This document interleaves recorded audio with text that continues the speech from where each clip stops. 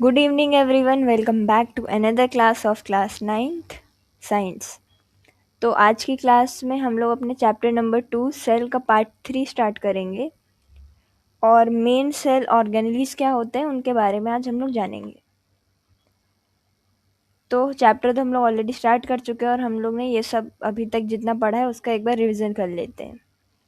सबसे पहले हमने सेल्स के अलग अलग साइजेस के बारे में जाना था कि कितने अलग अलग साइज़ के सेल्स होते हैं। कुछ बहुत छोटे होते हैं, कुछ उनसे बड़े होते हैं। और हमने लिमिट ऑफ रेजोल्यूशन के बारे में जाना था कि 0.1 mm से कोई भी चीज़ अगर छोटी होती है तो हम ह्यूमंस उसको नेकेड आई से नहीं देख पाते, इसलिए हम लोग माइक्रोस्कोप का यूज़ करते हैं।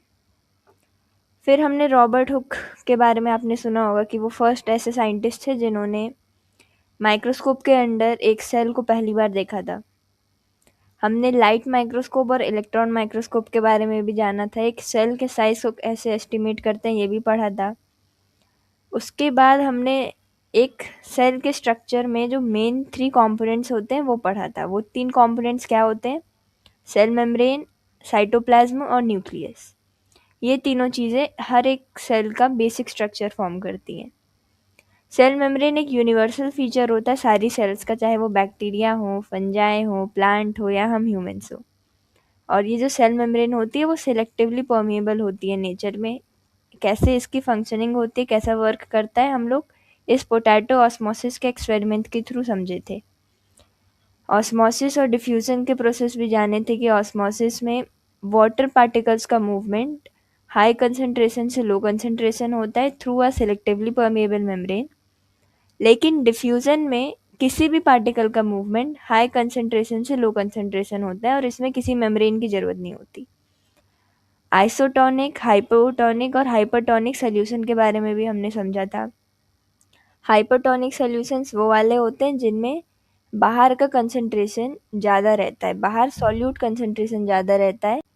और हाइपोटोनिक में क्या होता है, बाहर का सॉल्यूट कंसंट्रेशन कम रहता है। और आइसोटोनिक में दोनों जगह अंदर बाहर का कंसंट्रेशन सॉल्यूट का सेम रहता है। फिर हमने सेल मेम्ब्रेन का फ्लूइड मोज़ेक मॉडल समझा था कि जो सेल मेम्ब्रेन का स्ट्रक्चर है वो हम लोग उसको फ्लूइड मोज़ेक मॉडल बोलते हैं। एक फॉस्फोबायोलिपिड लेयर होती है, इसके पास 2 लेयर होती है, एक ऊपर होती है एक नीचे होती है। ऊपर वाली लेयर जो होती है हमारी हाइड्रोफोबिक होती है और इसके अंदर जो ये हेयर टाइप के स्ट्रक्चर्स हैं ये हमारे हाइड्रोफिलिक फोबिक होते हैं। हाइड्रोफोबिक मतलब इनको पानी से डर लगता है, इसलिए अंदर के साइड होते हैं। इसके बाद हमने सेल वॉल के बारे में पढ़ा था कि कुछ मतलब सब प्लांट सेल्स और कुछ बैक्टीरिया और फंजाई के पास ही सेल वॉल होता है। हम लोग के पास सेल वॉल क्यों नहीं होता है? क्योंकि हम लोग की बॉडी को फ्लेक्सिबल होना ज़रूरी है, हमें मूवमेंट करनी होती है, इधर उधर चलना फिरना होता है।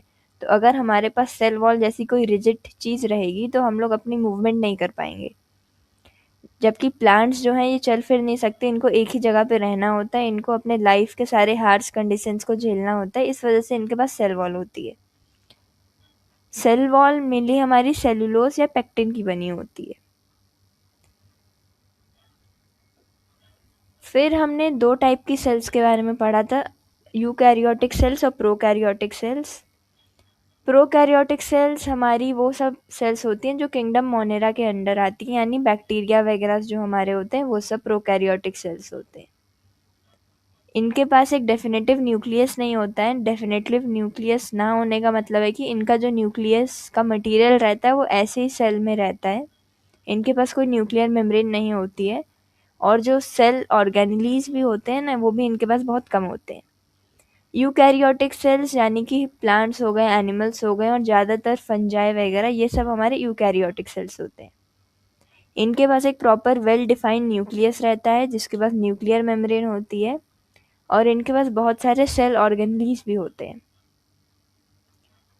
अब आज के पार्ट में हम लोग यहाँ से पढ़ना स्टार्ट करेंगे। Why do eukaryotic cells need these organelles, यानी अभी तो हमने ये तो पढ़ लिया था लास्ट पार्ट में कि यूकैरियोटिक सेल्स के पास ज़्यादा सेल ऑर्गेनेलीज होते हैं, प्रोकैरियोटिक सेल्स के पास नहीं होते। तो ऐसा क्यों है कि यूकैरियोटिक सेल्स के पास ज़्यादा ऑर्गेनेलीज होते हैं? ऐसा इसलिए है क्योंकि हम ह्यूमन्स, प्लांट्स वगैरह जो हम सब होते हैं, हमारी बॉडी के सेल्स को हमें अपने नेचर में ज़्यादा फंक्शंस परफॉर्म करने होते हैं एज़ कम्पेयर टू बैक्टीरिया या ऐसा कुछ छोटा माइक्रो ऑर्गेनिज्म। हमारे हर एक सेल के पास एक पर्टिकुलर फंक्शन रहता है, इस वजह से हमारे पास इतने सारे सेल ऑर्गेनेलीज हैं, जैसे हर एक ऑर्गन अपना पर्टिकुलर फंक्शन कर सके। अब चलिए इन सब स्पेशल सेल ऑर्गेनेलीज के बारे में डिस्कस करते हैं। जो हमारा एक सेल होता है ना, उसको एक टाइनी लिविंग फैक्ट्री भी बोलते हैं। टाइनी लिविंग फैक्ट्री इसको इसलिए बोलते हैं क्योंकि यहाँ पे जैसे एक फैक्ट्री के अंदर, अगर आप सोचो एक फैक्ट्री कैसी होती है, तो एक फैक्ट्री के अंदर अलग अलग डिपार्टमेंट बने होते हैं ना, कि एक जगह प्रोडक्शन होगा, एक जगह उसकी पैकिंग होगी, फिर एक जगह से उसको एक्सपोर्ट किया जाएगा। वैसे ही हमारे सेल के अंदर भी ऐसे छोटे छोटे डिपार्टमेंट्स होते हैं जिसको हम लोग सेल सेल ऑर्गेनेलीज बोलते हैं। और ये छोटे छोटे डिपार्टमेंट का भी अलग अलग ऐसा ही फंक्शन रहता है। कुछ जो सेल के ऑर्गन्स होते हैं वो हमारा प्रोटीन जनरेट करते हैं, कुछ प्रोटीन को उसी प्रोटीन को पैक करते हैं या मॉडिफाई करते हैं, और कुछ जो होते हैं उसी प्रोटीन को बाहर एक्सपोर्ट करते हैं। तो चलिए देखते हैं कि ये सब के क्या क्या फंक्शन है। सबसे पहला हमारा आता है न्यूक्लियस। न्यूक्लियस को हाउस ऑफ कोडेड इंस्ट्रक्शंस बोला जाता है, यानी कि ये हमारे पूरे सेल का मेन एरिया है जहाँ से सारे इंस्ट्रक्शंस हमारे बाकी सेल ऑर्गन्स को मिलते हैं। जो हमारा न्यूक्लियस है ये हमारे सेल का ब्रेन टाइप का है। जैसे हम ह्यूमंस में जो हम वर्क करते हैं वो कहाँ से हमें वर्क करने का सिग्नल आता है, हमारे ब्रेन से आता है। हमारा ब्रेन हमें बताता है कि हमें क्या करना है, हम जो सोचते हैं हमें क्या करना है क्या नहीं करना है, ये सब ब्रेन से आता है। वैसे ही सेल का जो ब्रेन है इसे हम लोग बोलते हैं न्यूक्लियस। सेल के अंदर जितनी भी सब एक्टिविटीज़ होती हैं वो सब ये न्यूक्लियस ही कंट्रोल करता है। अगर किसी सेल के पास एक न्यूक्लियस नहीं है तो वो सेल प्रॉपरली हमारा फंक्शन नहीं कर पाएगा। सेल का मतलब जो सब काम वो सब करता है, जितने भी उसके सब काम है, नए मटेरियल्स को बिल्ड करना, एनर्जी प्रोवाइड कराना या फिर कुछ वेस्ट प्रोडक्ट्स रिमूव करवाना, इन सब का जो इंस्ट्रक्टर है, इन सब को जो करवाता है वो हमारा न्यूक्लियस है। तो जैसे हम सेल को एक फैक्ट्री से कंपेयर कर रहे हैं ना, तो आप न्यूक्लियस को बोल सकते हो कि न्यूक्लियस इस फैक्ट्री का बॉस है, सबको इंस्ट्रक्ट करता है कि क्या करना है, क्यों करना है, कैसे करना है। ठीक है, अब न्यूक्लियस के स्ट्रक्चर के बारे में थोड़ा देख लेते हैं कि न्यूक्लियस के पास आखिर होता क्या क्या है। तो एक न्यूक्लियस हमारा ऐसा दिखता है, सर्कल शेप में होता है, स्पेरिकल शेप होता है। इसके पास एक न्यूक्लियर मेम्ब्रेन होती है। बाहर की जो इसकी मेम्ब्रेन होती है वो होती है हमारी न्यूक्लियर मेम्ब्रेन, और ये एक डबल लेयर्ड न्यूक्लियर मेम्ब्रेन होती है। मतलब एक लेयर रहती है प्लस उसके बाहर एक और लेयर रहती है, यानी डबल लेयर की हमारी एक न्यूक्लियर मेम्ब्रेन होती है। प्लस ये जो न्यूक्लियर मेम्ब्रेन होती है इस पे जगह जगह पे छोटे छोटे टाइनी पोर्स रहते हैं, यानी छोटे छोटे होल्स रहते हैं। ये होल्स इसलिए होते हैं जैसे न्यूक्लियस के अंदर जो चीज़ें रहती हैं, जो मटेरियल रहता है, डीएनए वगैरह या आरएनए वगैरह जो सब रहता है, वो इन्हीं पोर्स के थ्रू बाहर निकलता है। इसीलिए इस मेम्ब्रेन पे न्यूक्लियर पोर्स बने रहते हैं, छोटे छोटे होल्स। प्लस इसके बाद आता है न्यूक्लियोलस। न्यूक्लियोलस क्या होता है? न्यूक्लियस के अंदर एक छोटा सा और एक स्पेरिकल स्ट्रक्चर रहता है जिसको हम लोग न्यूक्लियोलस बोलते हैं। और इस न्यूक्लियोलस के आसपास हमारे न्यूक्लियस के अंदर तैरते हैं क्रोमैटिन फाइबर्स। ये क्रोमैटिन फाइबर्स वही होते हैं जो डीएनए कॉन्स्टिट्यूट करते हैं। हमारा जो डीएनए रहता है वो इन्हीं क्रोमैटिन फाइबर्स में रहता है। इस न्यूक्लियर मेम्ब्रेन का क्या रहता है, सब धीरे धीरे आप करके इनके फंक्शंस जानते हैं। न्यूक्लियस के हमने 4 कंपोनेंट्स देख लिए, एक हमारा nuclear membrane, nucleolus, nuclear pore और क्रोमैटिन। ये चारों कंबाइन करके एक न्यूक्लियस को फॉर्म करते हैं। तो अब इसके फंक्शंस देखते हैं। सबसे पहला जो हमारे डबल लेयर्ड न्यूक्लियर मेम्ब्रेन है, इसका बेसिक फंक्शन तो यही हो जाएगा कि ये हमारे न्यूक्लियस को प्रोटेक्ट करता है, बाकी साइटोप्लाज्म से इसको सेपरेट करता है, और जो इसके अंदर न्यूक्लियस के अंदर जेनेटिक मटेरियल रहता है उसको प्रोटेक्शन प्रोवाइड करता है। तो ये दो उसके मेन फंक्शन हो गए, प्रोटेक्शन प्रोवाइड करना और बाकी साइटोप्लाज्म के कंपोनेंट से सेपरेशन प्रोवाइड करना। और जो हमारा न्यूक्लियर पोर्स है, इसका तो यही मैंने बताया कि जो अंदर डीएनए रहता है या आरएनए रहता है उसको अगर बाहर जाना हो तो वो इन्हीं न्यूक्लियर पोर्स के थ्रू साइटोप्लाज्म में बाहर जाता है। आप इसको एक डोर की तरह सोच सकते हो कि जैसे फैक्ट्रीज में डोर रहता है ना, जब बॉस का जो ऑफिस रहता है उसके अंदर डोर लगा रहता है, उसी डोर के थ्रू अंदर बाहर करना होता है। तो वैसे ही इस न्यूक्लियस जो है हमारा, इसके पास भी डोर रहता है जिसको हम लोग न्यूक्लियर पोर बोलते हैं। फिर आता है हमारा न्यूक्लियोलस। ये न्यूक्लियस जो होता है, न्यूक्लियोलस का क्या फंक्शन होता है, ये हमारा राइबोसोम्स को प्रोड्यूस करता है। राइबोसोम्स भी एक टाइप ऑफ सेल ऑर्गेनलीज हैं जो हमारे या तो साइटोप्लाज्म में हमें ऐसे फ्लोट करते हुए दिखते हैं या फिर एंडोप्लाज्मिक रेटिकुलम पे ये हमें स्टिक्ड मिलते हैं। बिना अगर न्यूक्लियोलस के न्यूक्लियस हमारा एग्जिस्ट नहीं कर सकता है, क्योंकि ये न्यूक्लियोलस ही है जो हमारा प्रोटीन को फॉर्म करता है। आपको पता होगा कि ये जो राइबोसोम्स हैं, इन राइबोसोम्स के अंदर प्रोटीन फॉर्म होता है और इस राइबोसोम्स को कौन फॉर्म करता है, न्यूक्लियोलस। तो डायरेक्टली आप या इनडायरेक्टली कह सकते हो ये न्यूक्लियोलस एक इम्पॉर्टेंट रोल हमारा प्ले करता है प्रोटीन को जनरेट करने में। फिर आता है हमारा क्रोमैटिन। ये जो क्रोमैटिन है ये काफ़ी tiny tiny thread like structures होते हैं जो आपको यहाँ लाइट थोड़े डार्क पिंक्स में ऐसे दिख रहे होंगे। ऐसे जो स्ट्रक्चर्स पूरे हमारे न्यूक्लियस में भरे पड़े हैं, इसको हम लोग क्रोमैटिन बोलते हैं और इसी में हमारा डीएनए होता है। जब एक सेल डिवाइड करती है ना, तो ये क्रोमैटिन क्रोमोसोम में कन्वर्ट हो जाते हैं। यानी कि जो क्रोमैटिन, बहुत सारे क्रोमैटिन साथ में मिलके एक क्रोमोसोम को फॉर्म करते हैं। यानी कि जैसे मान लो ये ऐसे क्रोमैटिन्स हैं और अगर इनको बहुत सारा क्रोमैटिन्स को हम लोग कंबाइन कर दें यानी कंडेंस्ड फॉर्म में कर दें एकदम, तो वो फिर हमारा बना देगा क्रोमोसोम। आपको ये भी पता होगा कि, या मैं बता देती हूँ कि जो डीएनए हमारा कैसे बनता है। जो डीएनए जो होता है वो तो हमारे प्रोटीन्स के अराउंड रैप होके बनता है ना। डीएनए प्रोटीन्स के अराउंड रैप होके बनता है। फिर ये डीएनए हमारा और थोड़ा कॉइल कॉइल करता है, मतलब थोड़ा और कंडेंस होता जाता है, फिर बनता है क्रोमैटिन। और ये क्रोमैटिन्स हमारे कॉइल हो होके क्रोमोसोम को फॉर्म करते हैं। इसी डीएनए के अंदर हमारा सब जेनेटिक मटेरियल रहता है और इस डीएनए के छोटे छोटे सेगमेंट्स को हम लोग क्या बोलते हैं, जीन बोलते हैं। जैसे अगर ये हमारा एक डीएनए है, इसको मैं यहाँ थोड़ा सा ऐसे कट कर लूँ तो ये जो छोटा सा सेगमेंट हमारा है इसको मैं क्या बोलूँगी, ये हमारा जीन होगा।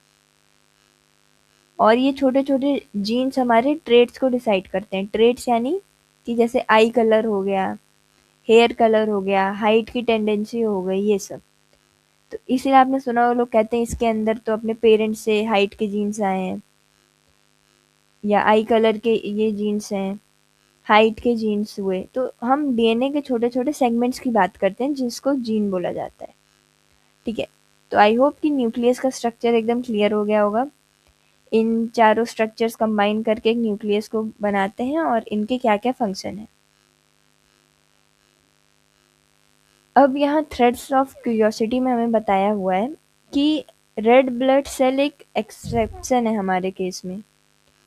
रेड ब्लड सेल क्या होता है आपको पता होगा, हमारे बॉडी में जो ब्लड रहता है उसकी जो सेल्स होती हैं उसको रेड ब्लड सेल्स बोलते हैं। तो ये जो रेड ब्लड सेल्स हैं वो एक लौती ऐसी सेल्स है पूरी दुनिया में जिनके पास न्यूक्लियस नहीं होता है। क्योंकि इन रेड ब्लड सेल्स को कोई अपना खुद का फंक्शन नहीं करना होता है, इनको तो बस ऑक्सीजन कैरी करके हमारे पूरे बॉडी में डिलीवर करना होता है और कोई इनका काम नहीं होता रेड ब्लड सेल्स का। इसीलिए इनके पास न्यूक्लियस नहीं होता है। तो न्यूक्लियस नहीं होता है तो क्या होता है, इनके पास जगह खाली हो जाती है। सोचो ये हमारा रेड ब्लड सेल है, यहाँ पे न्यूक्लियस का होना था लेकिन वो न्यूक्लियस हट गया, है ही नहीं वो न्यूक्लियस अब। तो वहाँ पे क्या हो गई, जगह खाली हो गई।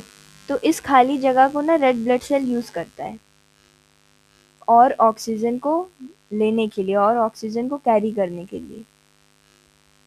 जो न्यूक्लियस ना होने से जो जगह बच जाती है उसको ये ऐसे यूज़ करता है जैसे वो ज़्यादा हीमोग्लोबिन उठा सके, यानी कि ज़्यादा ऑक्सीजन ट्रांसपोर्ट कर सके।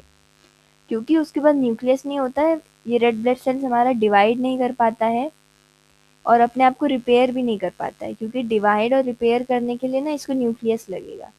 इसीलिए रेड ब्लड सेल्स की जो लाइफ स्पैन होती है, यानी इनका जो लाइफ मतलब जीने की जो डेट रहती है वो काफ़ी छोटी रहती है, जो टाइम लिमिट होती है इनकी लाइफ की वो काफ़ी छोटी होती है, सिर्फ 120 डेज़ की होती है अप्रॉक्सीमेटली। यानी आपकी बॉडी में जो सेल्स रहती हैं रेड ब्लड सेल्स, वो हर 120 डेज़ पे हमारी डाई हो जाती हैं, मर जाती हैं, और उसकी जगह नई रेड ब्लड सेल्स हमारी बोन मैरो से बनती हैं। एक रेड ब्लड सेल से दूसरी रेड ब्लड सेल नहीं बनती है, क्योंकि रेड ब्लड सेल्स के पास न्यूक्लियस नहीं होता है, वो डिवाइड नहीं कर सकती, वो रिपेयर नहीं कर सकती। जो ये रेड ब्लड सेल्स बनती हैं वो हमारी बोन मैरो से बनती हैं।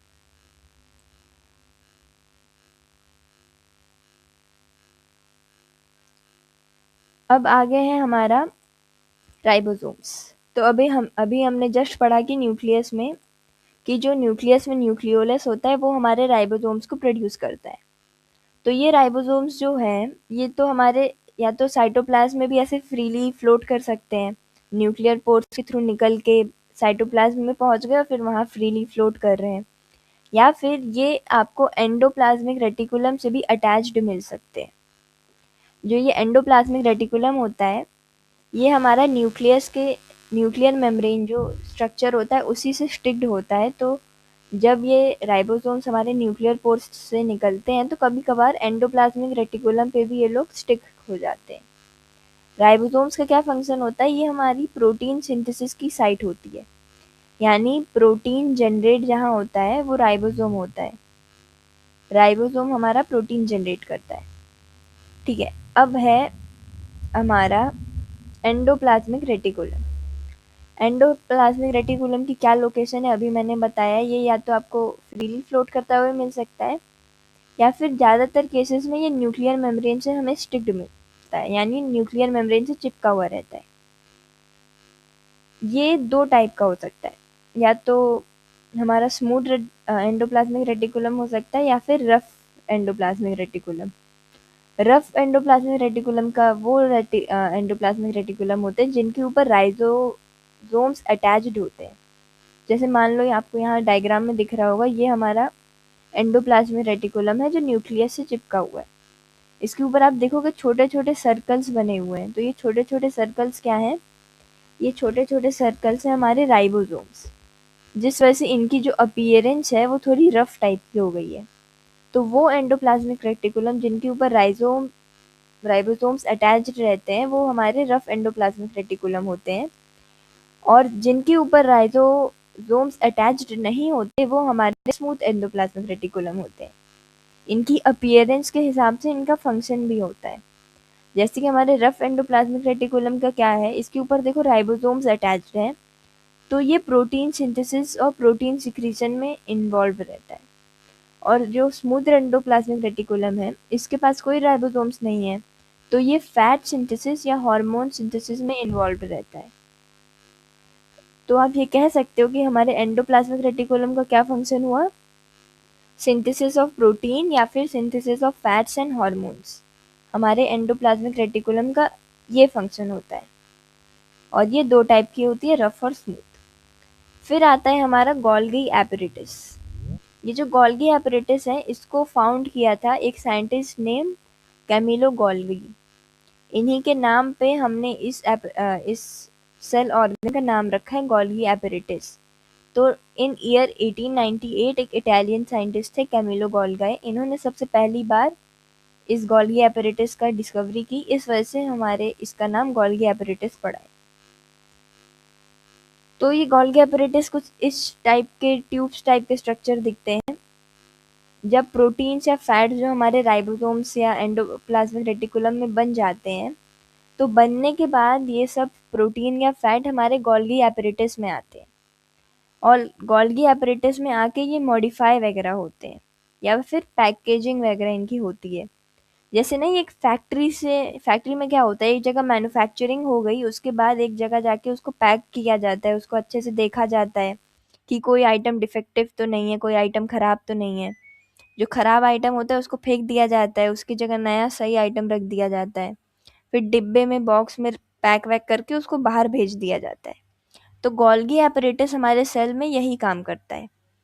इसका काम है कि जो भी प्रोटीन फैट्स हमारा एंडोप्लाज्मिक रेटिकुलम बना रहा है, उसको ये अगर कुछ दिक्कत है तो मॉडिफाई कर दे, अगर सही है तो उसको पैक कर दे और आगे भेज दे सेल के बाहर जहाँ सेल को ज़रूरत है।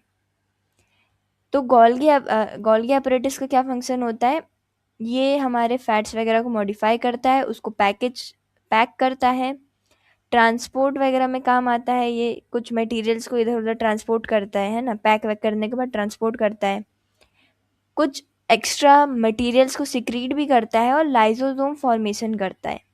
इसका मेन सबसे इम्पॉर्टेंट फंक्शन क्या है, लाइसोसोम फॉर्मेशन। लाइसोसोम क्या होता है ये हम अभी आगे पढ़ेंगे, लेकिन ये जो लाइसोसोम हमारे सेल में होता है वो कहाँ से प्रोड्यूस होता है, गोल्गी एपरेटस हमारा लाइसोसोम्स को फॉर्म करता है।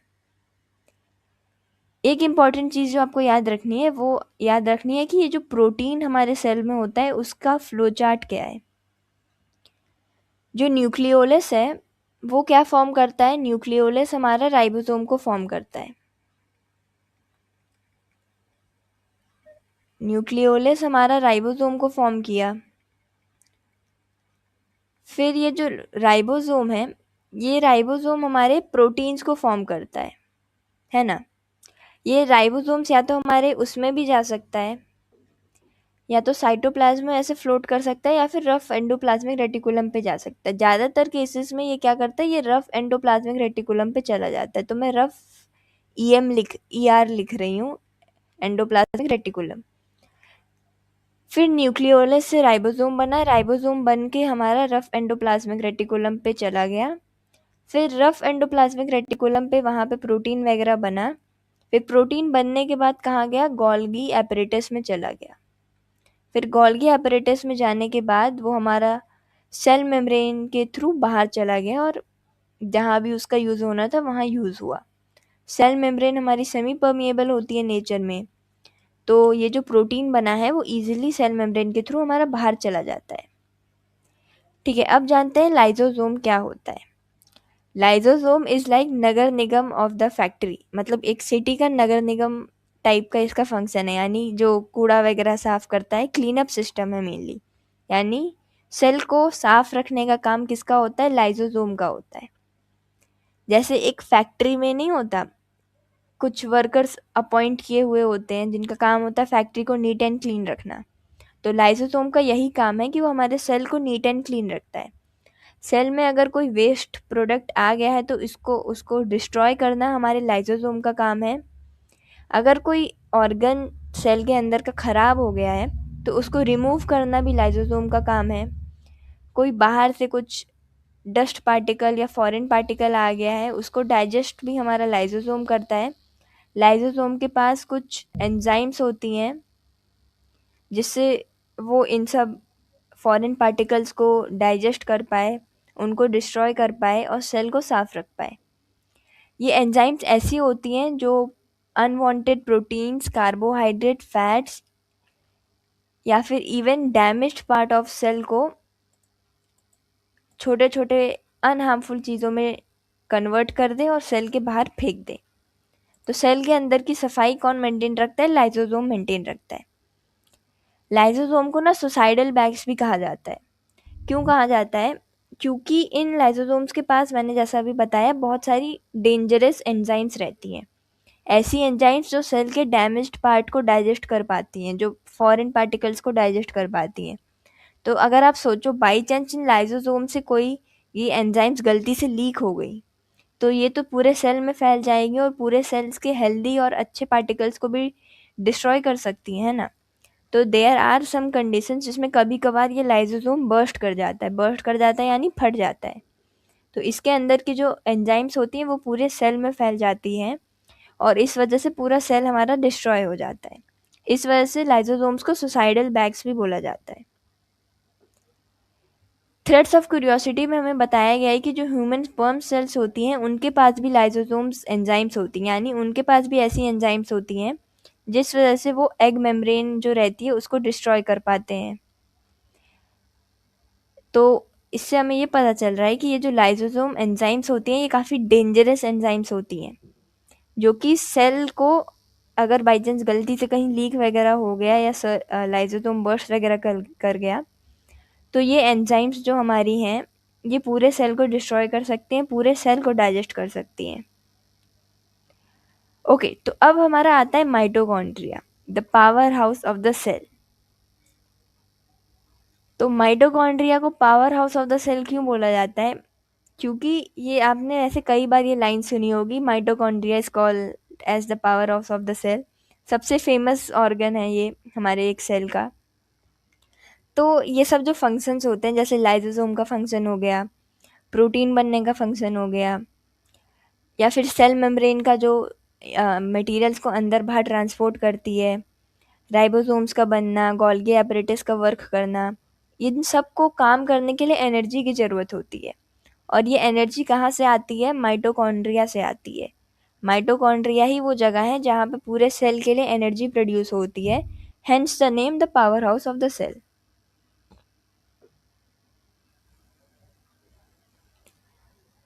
अब माइटोकॉन्ड्रिया के स्ट्रक्चर को देख लेते हैं। माइटोकॉन्ड्रिया मेम्ब्रेन के पास दो मेम्ब्रेन, मतलब माइटोकॉन्ड्रिया के पास दो मेम्ब्रेन होती है, एक आउटर मेम्ब्रेन और एक इनर मेम्ब्रेन। ये जो बाहर वाली मेम्ब्रेन होती है यानी आउटर मेम्ब्रेन, ये जो आप देख रहे हो, ये एक स्मूथ मेम्ब्रेन होती है, मतलब इसका स्ट्रक्चर स्मूथ होता है और ये पोरस होती है नेचर में। वहीं जो हमारी इनर मेम्ब्रेन है, ये स्मूथ नहीं होती, ये हमारी फोल्ड्स फॉर्म करती है, फिंगर लाइक प्रोजेक्शंस फॉर्म करती हैं, जिसको हम क्रिस्टाई बोलते हैं। ये क्रिस्टाई क्या करता है, मतलब जो इनर मेम्ब्रेन जो फोल्ड्स बनाती है, जैसे देखो ये इनर मेम्ब्रेन है, इसमें ऐसे ऐसे करके फोल्ड्स बने हैं ना, ये इधर ऐसे फोल्ड बनाए, ये ऐसे इधर बनाए, तो इन फोल्ड्स को हम लोग क्रिस्टाई बोलते हैं। और ये क्रिस्टाई क्या करता है, ये सेल का सरफेस एरिया को बढ़ा देता है, माइटोकॉन्ड्रिया के अंदर के सरफेस एरिया को बढ़ा देता है, जिस वजह से केमिकल रिएक्शंस और एनर्जी प्रोड्यूस करने के लिए, मतलब ज़्यादा एनर्जी प्रोड्यूस होती है और केमिकल रिएक्शंस ज़्यादा तेज़ी से होते हैं, क्योंकि जितना ज़्यादा सरफेस एरिया उतनी ज़्यादा एनर्जी प्रोडक्शन। जितना ज़्यादा आपको एरिया मिलेगा काम करने के लिए, उतना ज़्यादा आप काम करोगे। छोटे से एरिया में थोड़ा सा काम होगा, ज़्यादा से एरिया में ज़्यादा सा काम होगा। तो ये क्रिस्टाई हमारा यही काम करता है, ये जो फोल्ड्स बनाता है, उस वजह से हमारा सरफेस एरिया बढ़ जाता है माइटोकॉन्ड्रिया का, जिस वजह से ज़्यादा एनर्जी प्रोड्यूस होती है। तो जो माइटोकॉन्ड्रिया होता है, यहाँ पे सेलुलर रेस्पिरेशन भी होता है, यानी सेल्स जो रेस्पिरेशन करती हैं उसको हम लोग बोलते हैं सेलुलर रेस्पिरेशन। तो माइटोकॉन्ड्रिया में ही ये होता है। और इस प्रोसेस के दौरान रेस्पिरेशन में क्या होता है, रेस्पिरेशन इज़ अ प्रोसेस जिसमें ग्लूकोज का ब्रोक डाउन होता है, यानी ग्लूकोज छोटे छोटे पार्टिकल्स में टूटता है। तो जब ये ग्लूकोज छोटे छोटे पार्टिकल में टूटता है, तो उस दौरान ना एटीपी रिलीज होती है। एटीपी क्या है? Adenosine triphosphate.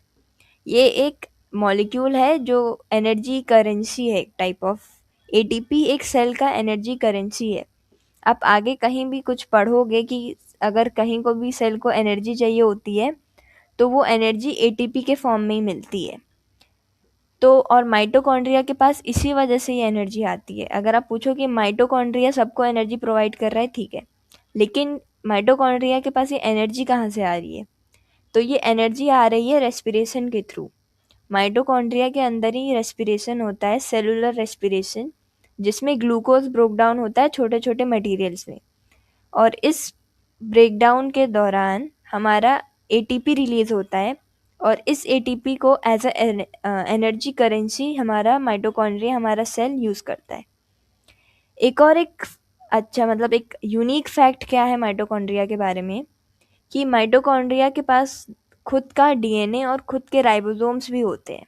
आप हायर क्लासेस में इसके बारे में और डिटेल में पढ़ोगे, लेकिन अभी के लिए आप ये जान सकते हो कि माइटोकॉन्ड्रिया एक ऐसा सेल ऑर्गन है जिसके पास खुद का डीएनए और खुद के राइबोसोम्स भी होते हैं। अब जानते हैं प्लास्टिड्स के बारे में। प्लास्टिड्स क्या होते हैं? तो प्लास्टिड्स, आपको ये तो पता होगा, हमने प्रीवियस क्लासेस में पढ़ा है, प्लस चैप्टर के स्टार्टिंग में भी पढ़ा था कि प्लांट सेल्स के पास ही सिर्फ प्लास्टिड्स होते हैं, और इन प्लास्टिड्स का क्या काम होता है? फूड वगैरह जनरेट करना। प्लास्टिड्स के अंदर ही हमारा, मतलब टाइप ऑफ प्लास्टिड है हमारा क्लोरोप्लास्ट। क्लोरोप्लास्ट क्या है? एक टाइप ऑफ प्लास्टिड है जिसके अंदर हमारा क्लोरोफिल पाया जाता है। क्लोरोफिल वही ग्रीन पिगमेंट है जिस वजह से प्लांट्स के ग्रीन कलर होता है, तो वो क्लोरोफिल है। और इसी क्लोरोफिल में हमारा फोटोसिंथेसिस होता है, स्टोरेज वगैरह भी होता है और कलर भी प्रोवाइड करता है। तो आप कह सकते हो इस प्लास्टिड का भी यही फंक्शन होता है। क्या फंक्शन होता है? फोटोसिंथेसिस कराना, फूड मटेरियल को स्टोर करना और किसी भी प्लांट सेल को कलर प्रोवाइड कराना।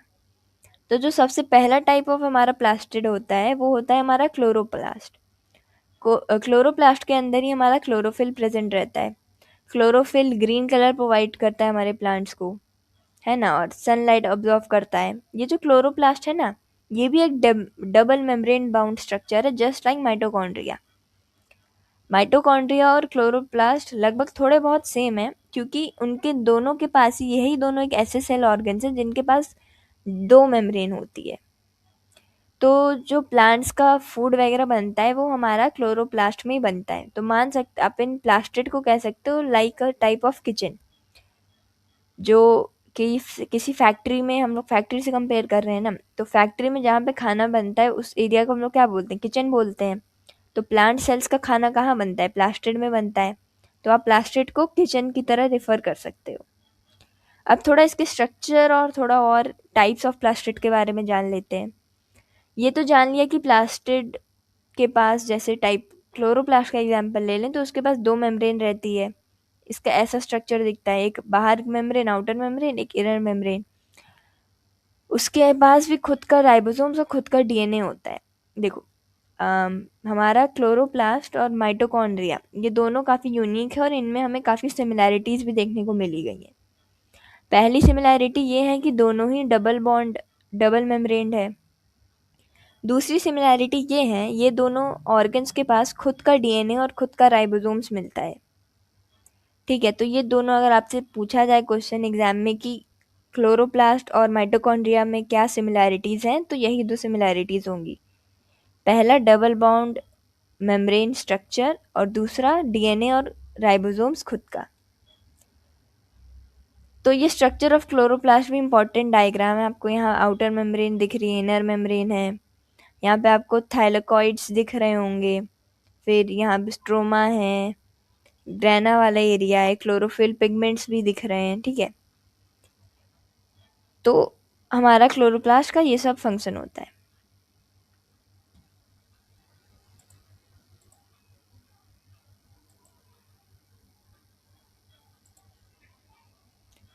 अब हमें बताया गया है कि, पूछा मतलब कहा गया है कि how do flowers, fruits and vegetables acquired varied colours, कि अलग अलग प्लांट्स के पास, फ्रूट्स के पास अलग अलग कलर क्यों होता है। ठीक है, क्लोरोफिल तो हमें ग्रीन कलर प्रोवाइड करता है, लेकिन कुछ प्लांट्स ऐसे भी होते हैं जिनका कलर येलो रहता है, जिनका कलर रेड रहता है। तो ऐसा क्यों रहता है? ऐसा इसलिए रहता है क्योंकि प्लास्टिड सिर्फ एक ही टाइप का नहीं होता, बहुत अलग अलग टाइप के होते हैं।